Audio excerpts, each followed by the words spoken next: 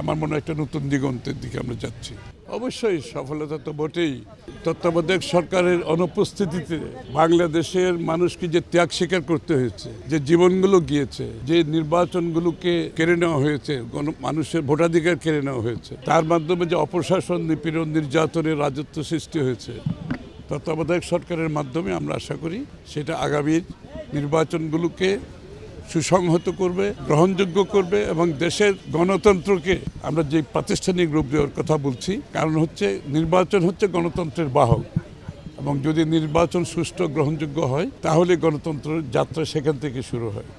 এবং আশা করছি বিশেষ করে এমন একটি সময় আমরা একটা নির্বাচনের এখন সম্মুখীন, এই নির্বাচনকে সামনে রেখে যদিও বা এই নির্বাচনের জন্য সেটা প্রযোজ্য নয়, তবে এটা একটা সিগন্যাল যে আগামীর অন্তত দিনগুলোতে নির্বাচনগুলো সুষ্ঠু হবে, গ্রহণযোগ্য হবে, বাংলাদেশের মানুষ তাদের ভোটাধিকার প্রয়োগ করতে পারবে, তাদের প্রতিনিধি নির্বাচিত করতে পারবে, তাদের নির্বাচিত সরকার দেখবে যে নির্বাচিত সরকারের অনুপস্থিতিতে দেশ কি কোন জায়গায় যেতে পারে, কত বেশি ক্ষতিগ্রস্ত হতে পারে সেটা বিগত দিনেও দেখেছি। এখন বর্তমানে একটা অনির্বাচিত সরকার আছে, যদিও বা তারা ওই বিগত স্বৈরাচারের সাথে আমি তুলনা করছি না, বাট অনির্বাচিত সরকার জনগণের ম্যান্ডেট ছাড়া আসলে জনগণের জন্য, জনগণের শক্তি নিয়ে, জনগণের ম্যান্ডেট নিয়ে যে এই কাজগুলো করা যত সহজ হয় সেটা কোনো অনির্বাচিত সরকারের পক্ষে সম্ভব নয়। সুতরাং বাংলাদেশের মানুষ একটা নির্বাচিত সরকারের অপেক্ষায় আছে, যেই সরকার তাদের দ্বারা নির্বাচিত হবে, যেই সংসদ তাদের দ্বারা নির্বাচিত হবে এবং যারা তাদের কাছে দায়বদ্ধ থাকবে, জবাব দিয়ে থাকবে। সবচেয়ে বড় কথাটা হচ্ছে এই জায়গায় যে বিগত দিনে সেটা অনুপস্থিত, আজকেও সেটা অনুপস্থিত।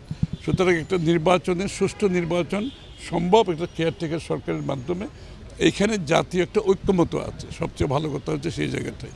এই ঐক্যমতের মাধ্যমে আমি আগামীর গণতন্ত্র বাংলাদেশে আমার মনে হয় একটা নতুন দিগন্তের দিকে আমরা যাচ্ছি।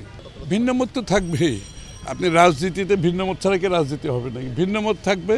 তারপরে এটা তো মূল বিষয়টা তত্ত্বাবধায়ক সরকার ফেরত এসেছে এবং এটা আমরা কিভাবে গঠন করব সেটা আলাপ আলোচনার মাধ্যমে করা সম্ভব। আমরা বিগত দিনে অনেকগুলো নির্বাচন করেছি এবং সেখানেও আমাদের সরকার গঠন হয়েছে, নির্বাচনগুলো ভালো হয়েছে, গ্রহণযোগ্য হয়েছে, প্রশ্নবিদ্ধ হয় নাই। সেটা আমরা আবারও করতে পারবো। এটা তো আবিষ্কার করার কিছু না, আমরা করেছি, তো সফলভাবে করেছি বিগত দিনে, সামনে আবার করতে পারবো।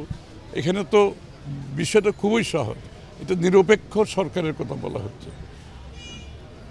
অনির্বাচিত একটা নিরপেক্ষ সরকার যেটা তত্ত্বাবধায়ক সরকার দায়িত্ব পালন করে, এটার কিন্তু চরিত্র, এটার গঠন, চরিত্র, এটার কার্যক্রম সব কিছু কিন্তু বিধিবদ্ধ আছে।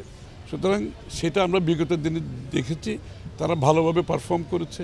নির্বাচনগুলো জনগণের মত প্রতিফলিত হয়েছে ভালোভাবে এবং সেগুলো নিয়ে কোনো বিশেষ প্রশ্ন উঠে নাই।